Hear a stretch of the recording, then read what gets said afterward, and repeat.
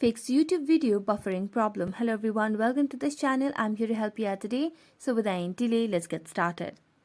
Now first of all, launch the Play Store application on a device and search for YouTube just to make sure you have an updated version of the YouTube application. Now as you search for YouTube, you can see we have an update available. So you can simply tap on update and start updating the application.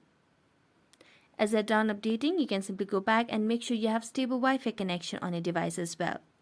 If you don't have a stable Wi-Fi connection, you can switch to a cellular data as well, and then simply make a long press on YouTube application.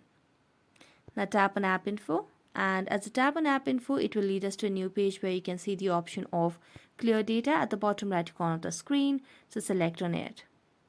Now tap on Clear Cache and select on OK. As you do that, you can simply relaunch the YouTube application, and that might definitely help you fix the issue.